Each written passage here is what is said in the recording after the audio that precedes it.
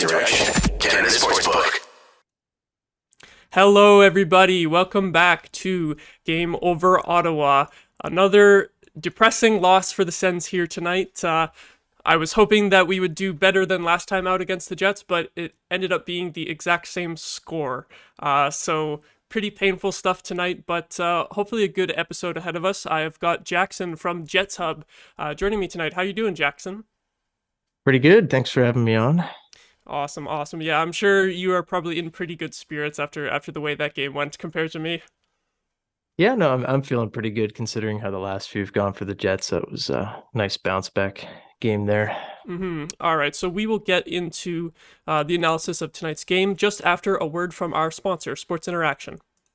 Think you know which way it's going to go? Make your bet with Sports Interaction. Whether it's hockey, football, or basketball, Sports Interaction has you covered. Bet pre-game, live and play, or on one of our many prop bets. Sports Interaction makes it easy to deposit, play, and cash out. Join now and see all that sports betting has to offer. Head to sportsinteraction.com/SDPN. That's sportsinteraction.com/SDPN. 19 plus, please play responsibly. All right, so you had mentioned that it was a pretty good bounce back game for the Jets. That was part of the reason that I had a little bit of optimism going into this game, considering that it was a rough outing for the Jets against the Leafs and against the Habs before that too. It would have been shocking if the Jets went 0-3 on that stretch through the Eastern Canadian teams, though, eh? Yeah, I don't know. I kind of saw the Toronto game coming because the Jets just haven't played well against teams in the East, but pretty embarrassing loss to Montreal considering all the injuries they have. And the Senators are a team that always scare me going back to the North Division, how like gritty that team was and everything with the Jets. And it just seemed like they always kind of struggle with the Senators at times. And even in the first period had a tough time getting going. But I mean, they came through, they pulled it off and they played pretty well tonight. It's a bit funny for me to hear someone saying that that the Sens scare them. Not a huge issue with the Sens this year for the Jets, but I guess thinking back to that North Division season, I think it was a bit more of an even season series between the two teams. The thing that sticks out in my head was that last game, I think it was against the Jets in that season, where Timmy Stützle scored his first hat trick. I remember that, and then the rest of that season is kind of a blur. But I guess The Jets, I guess, have struggled a little bit with the Sens lately, you think, other than this year? Yeah, I mean, I don't know. Every time I think about the Senators, I just think of Derek Stepan scoring on the Jets, and I don't know why. It's just I don't know, embedded in my head. But no, the Jets, I mean, this year have played much better against the Senators, and I think that has a lot to do with coaching and not having Paul Maurice behind the bench, and I don't know, just being a better team, in my opinion. Yeah. Oh my God, I sometimes forget that Derek Stepan even played for the Sens, so that brings back some bad memories right there. That was one of the rough things that season was we gave up a second round pick for that guy. Did you know that we gave up a freaking second round pick for him, and then I think he got injured halfway through the season, so like he already wasn't doing very good, and then we had like 25 games out of him, and that was it. So oh God. But yeah, you mentioned coaching. I think that's like going to be one of the major topics that we'll focus on a little bit here tonight, because that's really the main thing for the Jets that's really surprising this year. Is I think you can correct me if I'm wrong, but I don't think there was too much like expectations going into the season for the Jets. Like obviously with a new coach, you're hoping for some kind of turnaround, but I don't think anyone was expecting first in the division type thing, eh? No, honestly, and I think I speak for everybody I make content with, anybody that I talk to on Twitter. I think the highest we projected the Jets being was like second in the Central if everything went perfect. And now it's like with Rick Bowness, the job that he's done here is just totally incredible. Total 180 from what it was last season with the bench the Jets had, and everything has just gone right even through injuries. The Jets have just done a lot this season to get them where they are now. Tonight was their 30th win on the season, and I'm blown away with the team's success. I had them missing the playoffs this year, so this is pretty impressive in my opinion. Yeah, it's I have to admit I am very jealous of how the Jets season is going. Like I definitely wasn't expecting for the Sens to be doing as good as the Jets are currently, but just oh boy, I feel like if you removed a few wins from the Jets and added a few to the Sens, I feel like that would be a little bit more in line with what I expect at the beginning of the season for both teams overall. But yeah, like on the topic of coaching, I'm really wondering what has been the biggest change in the way that the Jets play this season that has led to success, and like maybe if you can tie it into tonight's game a little bit too, that just resulted in a lopsided score for the Jets as well. I think the biggest thing that's really pushed the Jets to success this year is Rick Bowness letting the defense loose a little bit. And like we've seen, like what an incredible year Josh Morrissey's had. He picked up another assist tonight, but he's just letting them kind of jump into the play. With Paul Maurice, that didn't happen. I can't remember how many goals it was, but it was very, very few. It was under 30 throughout the whole season. Oh, wow. And just offensively, the defense has been night and day. And Josh Morrissey's done a great job jumping into plays. Neil Pionk offensively is pretty solid as well. Even Dylan DeMello, former Senator, he's got 2 goals this year, which is and he's had 3 all time with the Jets. So that just shows you Bonus is letting the D run a little bit more offensively, and it's really helped this team be less stale than they were last season. And coming into tonight, you saw, Josh Morrissey jumping into plays a little bit more, Neil Pionk doing the same. And I think that had to do a little bit tonight with how well the Jets played. Yeah, I think that's another thing that kind of has me jealous of the Jets is how the defensemen have been able to produce, because like on the Sens, other than Shabbat, who kind of has like modest point totals, like at this point in his career, the way it started, how he was putting up a lot of points early on, I think people have expected a little bit more out of him. And with the $8 million contract, like he kind of just routinely puts up about like 40 points ish, which I feel like that was kind of in a little bit similar to Josh Morrissey before he had this huge spike in points this year. But yeah, like other than Shabbat putting up points on the back end, we get a little bit from Jake Sanderson, and everyone loves him, but it's not like we're relying on him much for points. But then it just totally dries up in terms of offense from the back end, other than those 2 guys. So I think that's a huge thing for the Jets. Can I just touch on that really quick? I think Thomas Shabbat is one of the better defensemen in the NHL. I really like Thomas Shabbat, but the issue I just find is that they've never really been able to pair a guy with him. Ever. Really in his career. And I feel like if the Sens are able to go out and do that, I don't know, there's some reports that they wanted to do it at the trade deadline even, but if they can do that between now and the off season, I think that would go a long way to helping the team, because I really like the Senators forward core with I'm a big Josh Norris and Timmy Stutzla fan. And DeBrincat there obviously too, lots of great players, but I think that would go a long way to helping the team if they were able to find a solid guy to play with Shabbat, not even a like breakaway all-star, just something like what Dylan DeMello does for Josh Morrissey. I think that would help this team a ton. Yeah, the goal has mostly been to have Zub with Shabbat, but then he's gotten injured 3 separate times this year, which is he's out again. Like he came back for a couple games after breaking his jaw, I believe it was, and he still had the face shield on and stuff, and then he gets a lower body injury, and I think there was a tweet saying that he had to get an MRI or something, and he was having trouble walking, so like it's not looking good for that. But even if we had Shabbat and Zub consistently this year, then there's the second pairing with Sanderson, who basically just carries around Hamonic. So it's like regardless of wherever Zub is playing, it's like there's a hole in the top 4 either way. But I totally agree with you. And it's funny how you bring that up, because the best partner that Thomas Shabbat has ever had was Dylan DeMello. Yep. Yeah, and it's so funny if you look back at DeMello's like point totals and everything like that. I believe that was the year that he had a career year with being alongside Shabbat for most of the year. Yeah, probably. And you're seeing now him partnered with Morrissey for a full season and letting those 2 guys kind of run free offensively, what that's doing for his point totals and for his play and confidence and everything. And it's just, I don't know. I really love Dylan DeMello, and I'm happy he's a Jet, but you could definitely use a guy like that in Ottawa right now. For sure. It's looking to me like that's one of Pierre Dorion's bigger mistakes so far, is just moving him on when he was a UFA, and there reportedly wasn't really any contract talks at all that took place.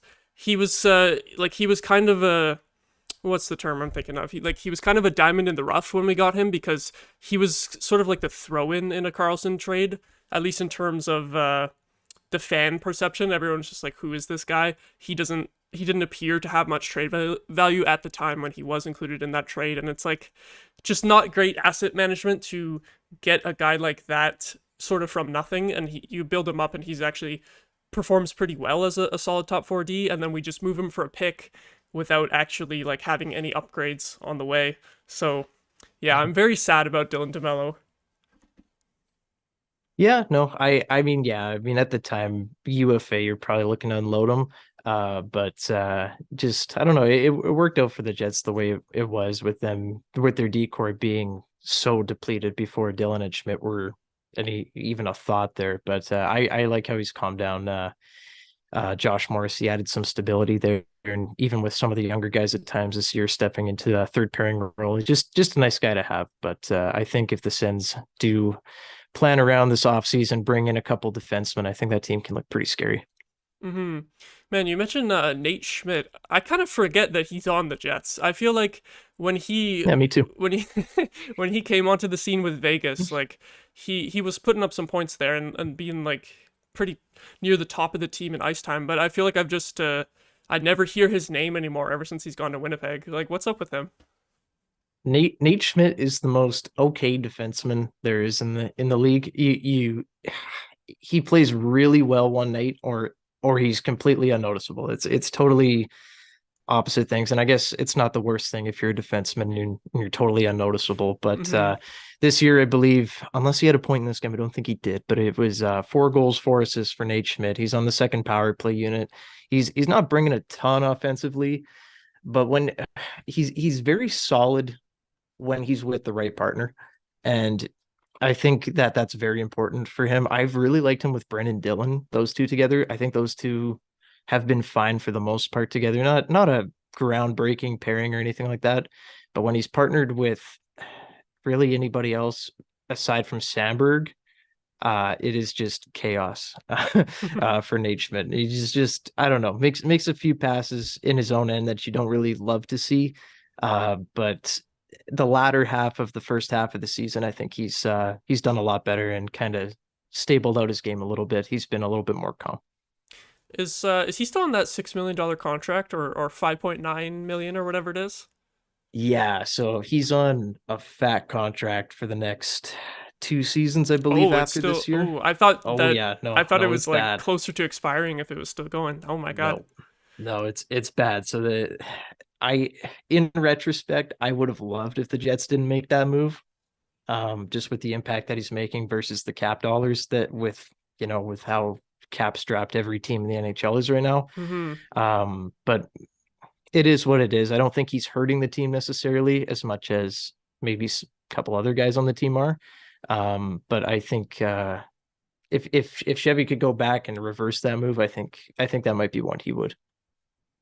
Yeah, makes sense there. And I think I want to shift the conversation to offense a little bit more. I did see you tweet out near the beginning of the game. It was, will the Jets ever score a 5-on-5 goal ever again? I thought that was pretty funny because the Sens kind of have the same issue of they never freaking score at 5-on-5, and it's all just the power play carrying them lately. So I found it funny that the Jets, who are doing so well, kind of have this same issue. Yeah, I mean, 5-on-5 this year, they've been fine. However, there's been stretches where the power play struggled. There's been times where the 5-on-5 play struggled, but recently for sure, before the second goal of the game to make it 2-1, I can't remember who scored it. I want to say it was Mark Scheifele. You are correct. I could be wrong. Yeah.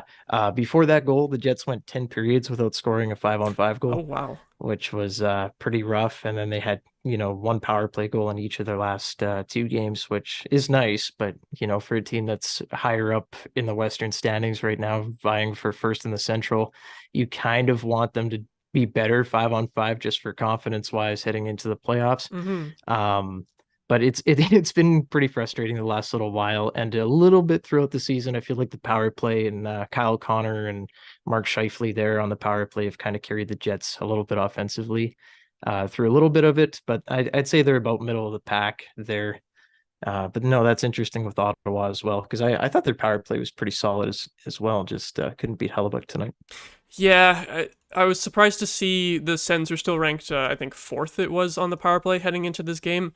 We had a power play goal explosion against Pittsburgh 2 games ago where it was 4 power play goals in the one game. But other than that, over the last 2 weeks, it's been like kind of drying up. So it's kind of funny that you do nothing on the power play for such a long stretch of time, and then you get a crazy game where it just pops off, and then we're still ranked highly in the power play. Like I do agree with you that I think our power play was decent tonight, and it just couldn't get it done. But man, the Jets power play too, you got to hand it to them. They're absolutely horrifying out there watching the Sens trying to penalty kill against them. Like that first goal, the Ehlers goal, just that set up by Morrissey was just ridiculous. And I remember Morrissey destroying us on the power play in the last game too. I think he had like a wicked slap pass, I think it was, in that previous game. Yes, that was Jets yes, I know Sens, exactly what you're talking about. Yes, that was incredible. Yeah, yeah. No, Josh is leaps and bounds better on the power play than he has been for sure. Yeah, that was just kind of, I feel like that ended up being a bit of the story tonight, was that the power play for the Jets, like it ended up being 2 for 8, which doesn't look that good on paper, but it was like, I feel like so I'm surprised it was 8 power plays in the end, because it was 3 in the first period. Maybe I'm forgetting just how many. Maybe it was just kind of all like blending together in my brain in the last 2 periods where it was just like the Jets carrying play. But yeah, right near the end of the game there, I think there was 2 or 3 penalties in the last 5-6 minutes there. No, nothing too wild. Just I don't know. I felt like they were pretty whistle happy tonight. yeah, There was nobody could really grab consistent like play or like cycling in the zone because everybody was on the power play the whole game. Which it was a little bit of a slower game, admittedly, even though it was a 5-1 win. But yeah, I don't know. Just one of those weird games where there seemed to be a penalty every few minutes. And I think that kind of hurt the Senators a little bit with discipline issues. And I'm not sure, I'm not sure if Josh Norris got benched for taking the penalties yeah, or if he was hurt. it was a little bit unclear. Like on the broadcast, they kept saying, like, they were speculating, like, oh, he must have re-injured the shoulder, and they're just like keeping him out precautionary reasons. But like he stayed on the bench the whole time, so I don't really know. Like if it was that serious, you'd think he would go to the locker room. But yeah, it could have been something to do with the penalties. But yeah, I guess maybe we'll find out that. Maybe DJ Smith will have some post game comments. Yeah, no, I'm a big Josh Norris fan. I was happy to see him that he was back. I was kind of scared when he scored his second goal there of the season, first since injury, and I thought, oh man, well, okay, he's gonna explode tonight. But thankfully, that didn't happen for me anyway.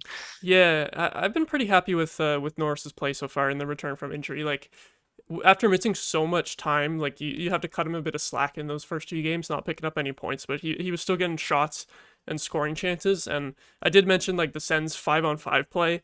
I thought that Norris coming back in on that second line in those games against the Penguins really improved just in terms of creating scoring chances at 5-on-5. So super happy to see him back. But yeah, that goal tonight, pretty much the only thing that I have to cheer about, which is pretty rough from this game. Yeah, and then another question I wanted to ask you, like kind of relating to the forward still and kind of the 5-on-5 scoring thing again, is another hot topic in Ottawa about their roster is that the bottom 6 never scores. They're like totally incapable of scoring. And then when I look at the Jets roster, it is better for depth scoring. Like you do have Adam Lowry with a pretty decent point total, but I feel like in terms of the roster construction, I feel like it's pretty similar for the Jets, where, am I right that the bottom 6 just doesn't score? You nailed it. Yeah, that's the biggest problem right now with Winnipeg is their bottom 6, just lack of scoring. It is very grindy. You might get the odd goal from them every once in a while, and they might score the 4th goal in a 4-1 win. But it is pretty dry down there. I expect the Jets to be looking at a top 6 forward to add, and then maybe have Perfetti or Wheeler go down there on the 3rd, kind of add a little bit there. The Jets have always been a team where Adam Lowry is their 3rd line center no matter what. And so that usually means you have a checking line as your 3rd line. I like Lowry and Barron together, but I would love them way better on the 4th line heading into the playoffs. make a legit run. But yeah, no, same thing with Ottawa. I think that should be a big focus. And I Matthew Joseph is on the third line, correct? Yeah, he just came back from injury last game. Right. Yeah. So Matthew Joseph, I love Matthew Joseph, and I think that he's a great player. And hey, if the Sens are willing to give up a Matthew Joseph at the trade deadline, if the Jets want to hop in there, I'd be totally down for that. But yeah, I think that kind of player is what the Jets need. I think they need one of those and maybe a better middle six player to maybe push a guy like Perfetti or Wheeler down. Yeah, I feel like Matthew Joseph is a guy who's very well liked by the fan base so far. When he came to the Sens last year, he had a huge hot streak. They put him with Norris and Kachuk on the first line right away last year, so he endeared himself to the fan base pretty quickly, being able to score in that role. And then yeah, like without him in the bottom six, and then because of the Norris injury as well, you had Pinto moving up for the last 35 games. Without those two guys in the bottom six, it's just been like a total black hole in terms of offense. Like, I can't even, who the hell was even their other winger today? I can't even remember. It might have been like Dylan Gambrell or something. Like, here's the thing: when the Sens fourth line is out there, and kind of the third line too, although we do like Pinto and Joseph. Like, did you feel threatened at all from a Jets perspective tonight when the fourth lines were out there? Not really. I mean, I'm to be totally honest, I have no idea who your fourth line center is. He got in a fight with Adam Lowry at the end of the game. I have no clue who that is. Parker Kelly is always a guy that I see on the ice, and I wonder. I feel like I've heard his name somewhere, but I just don't really know who he is either. He's a guy that you see out there on the ice all the time, and then you don't really see him do anything. But you do see him out there all the time, that's for sure. Yeah, no, like I don't know. And the Jets had the Senators and the Jets parallels to where to where the Jets were 2 years ago and where the Sens are now. It is so similar. It's kind of scary just with the loaded top six and then very scarce bottom six. And we touched on Morrissey and Shabbat and the parallels there and everything. But yeah, no, it reminds me so much of the 2020 Jets or the 2019 Jets, however you want to look at it there. But just if Ottawa is able to add just very, aside from maybe a top four defenseman, very minor pieces and just some character pieces almost in the offseason, I think it's a team that could legitimately go and make some noise in the playoffs a little bit. Yeah, I think so too. I agree with you that like we pretty much have all the core pieces set. It's just a matter of working out the additional pieces, the supporting cast really, like those extra guys on defense to support Shabbat and Sanderson, and then adding to that bottom six for sure. And then I am feeling like coaching is a big issue at this point too.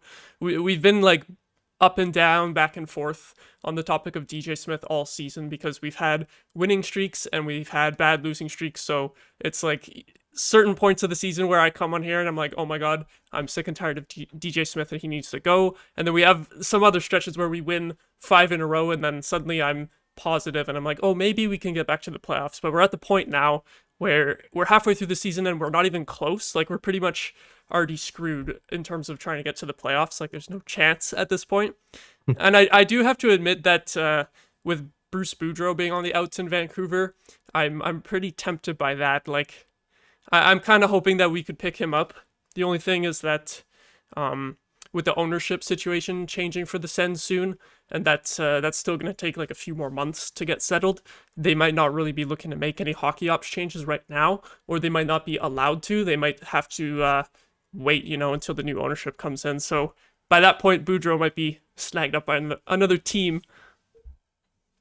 Yeah, no, in the off season, I was really hoping that Vancouver would let Bruce go because when the Jets, they wiped out their whole coaching staff and they were looking to, obviously they ended up with Rick Bowness and I love it now, but in hindsight, I was really, really hoping that Bruce would be free out there and the Jets could pick him up. I've always been a big Bruce fan and just, character wise and how he coaches, I've always loved that.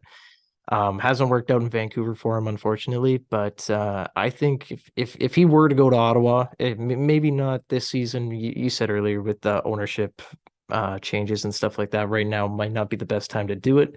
But in the offseason, if the Senators do look for a new coach to, start pushing for that playoff run, I do think that Boudreaux would be a pretty good option if he is available out there. Mm-hmm. Yeah, yeah. Speaking of like the Jets coaching search last offseason, I totally forgot that it was all Barry Trotz rumors at the beginning, eh? And then it ended up he didn't want to coach, and then Bonus. I feel like Bonus wasn't really like one of the big candidates that was expected to like land a big coaching role. Like I feel like his hiring kind of came out of nowhere. Like how did you feel at the time, really? At the time, I was a little annoyed at the situation because True North Sports and Entertainment, they own the Jets and they're very, family oriented or loyalty. Why they're very that's how they run their business. And it's frustrating sometimes when you because all off season, was Barry Trotz, Barry Trotz, Barry Trotz. And then it was taking a little bit longer for him to make a decision. It was kind of getting, I don't know if this is going to happen, but it was always dangling there. Everyone was always talking about it. So you thought, okay, maybe it's just, a timing issue. But then they started saying, oh, Scott Arniel, former Winnipeg Jet, might be the head coach. And they start naming all these guys. And it was kind of getting annoying. And then it was mentioned that Rick Bowness might be an assistant coach. We're like, okay, I can deal with that. Sounds good. And then I remember I was going to my car and I looked at my phone and it said, I just saw Rick hired by the Winnipeg Jets. And I thought it was Rick Tocchet. Oh my and I God. was like, oh, Rick Tocchet. Okay, I'm cool with that, Rick Tocchet. And then I drive for 10 minutes. I get back out and I have all these people texting me, Rick Bowness, Rick Bowness, Rick Bowness. And I was like, what? And then I was annoyed at the time because it's like, wow, okay, we just hired Mark Chipman's friend. But it ended up being, I guess, a little bit more strategic than that. And according to Cheveldayoff, he was second on the pecking order behind Barry Trotz. So whether that's true or not, I have no idea. But yeah, well, then considering that has turned out very well, my final question for you would be, with the surprising success from the Jets this season, are you hoping that they go all in at the trade deadline, or are you thinking more of like a cautious approach to the success this season? Thinking more like long term. I would. This year is the year for the Jets, if there ever was one, to go all in. Just dump everything you have. Honestly, this is you're gonna have. You got 1 year after this year of Hellebuck, Scheifele, DeMello, Pierre-Luc Dubois. That's probably a situation that's not going to end well in the That's offseason. right. I forgot about that. Yep. And Nikolai Ehlers in 2. There's so many core guys coming off the books. Blake Wheeler's another one after next season. This would be the year to probably go all in. And if it means giving up, your 2 first-round picks or some of your better prospects, I think it's totally worth it. If they bring in a guy like maybe Timo Meier, a couple depth additions, I think that's what they got to do if they want to be legitimate cup contenders. Man, if you guys got Timo Meier, that would just be horrifying for every other team in the league. Like that, your top 6 is already so stacked. If you brought him in, that would be crazy. Like, if you went for a Timo Meier trade, who do you think the Jets would give up in that? Like, obviously some picks as well, but like, I feel like other than Perfetti, who's obviously on the team now, I feel like I don't know much about the Jets prospect pool. Yeah, the Jets prospect pool going back to a couple of years ago was pretty pretty nothing. I don't know. That's the best way I can explain it. Really, they didn't really have much, but they do have Chaz Lucius, Rucker McGroarty, Brad Lambert. Those are the 3 big ones, I'd say. But they also do have Ville Heinola, who I've been a massive fan of for years now. I've always been vying for him to get his job, get his chance. And this year he's gotten his chances. He's looked great in some games and he's looked pretty whatever in some other ones, but he's still pretty liked around the league from what I can tell. It wouldn't shock me if they part ways with him just with how well that Dylan Sandberg's played. I really didn't expect him to take over a role like that. So I do think that Ville Heinola could be out of there. He might be the prospect thrown in a deal. And the Jets don't have either of their second round picks this year, just this second round pick this season. But I think they'll have to get creative. But I do think that Ville Heinola, a pick, and some other stuff might be going the other way in a bigger move for a forward. I do know that our Game Over Winnipeg hosts are big fans of Ville Heinola, so it would be interesting to see their reaction to that if he does end up getting moved. And yeah, Chaz Lucius and Rutger McGrody, I totally forgot about them, but I just wanted to say their names again because I feel like those are two of the better hockey names. Just fun to say, obscure names. Like I don't think I've ever met anyone named Chaz or Rutger. Those are just like so unique. I love that. Yeah, no, they're interesting guys. I love Chaz Lucius. Rutger McGrody, I think he's going to be a real solid player too. But honestly, at this point, I just want the Jets to win, especially with how last year was. It would be pretty cool if the Jets went and made a deep push. And I think they should just go all in, buy, see what happens, and just hope for the best. Yeah, honestly, I totally agree with you from an outsider's perspective that I would totally love to see the Jets go for it this year, you know, with some other teams in the Central struggling. Like, I think everyone expected way more out of St. Louis and potentially Nashville as well. And then you have Colorado, who's chilling in the wild card spot. Although, now that I think about that, could you imagine if Colorado finishes in wild card and then the Jets got to play them first round? Oh my God. No, I literally talked about this 2 days ago. I said that is my worst fear right now. If the Jets win the Central and maybe the Avs limp to the 8th or the 7th spot in the wild card there, and the Jets have to end up playing them, however it shakes out, that would probably be the worst case scenario because I don't think the Jets are beating the Avalanche in the first round. Got to let them, get them through a little bit of some series first, and then maybe once they're a little tired, we can take them. Yeah, it kind of reminds me of after the Blackhawks won their first cup in 2010. I believe they finished 8th the next year, and then you had Vancouver in the first seed, and that ended up being an iconic series where Vancouver did win, but they almost totally blew it, blowing the 3-0 lead. So hopefully the Jets managed to avoid Colorado in the first round. And I wish the Jets good luck for the rest of the season. Should I call them Canada's team for the playoffs this year? Because I think you should. I think if you're not a Leafs fan, I think you should side with the Jets. And the Oilers and Flames, maybe they'll get in, but we don't really know at this point. It's entirely possible that it could just be the Jets as the lone Canadian team in the Western playoffs. So I think I'm going to be on the Jets bandwagon this year. Let's go. All right, so that's where we'll leave it for tonight. Thank you so much for joining me, Jackson. Do you want to plug your social media and stuff? I run Jets YouTube channel, just updates, fun stuff, game reactions, all sorts of stuff over there. Jets Hub, Jets HUB on YouTube, and Jets Hub YT on Instagram and Twitter. Awesome. Thank you so much again for joining me tonight. And thank you everyone for watching. Leave a like if you enjoyed. Subscribe to SDPN. Thanks for watching. Have a good night. Game over! Powered by Sports Interaction, Canada Sportsbook.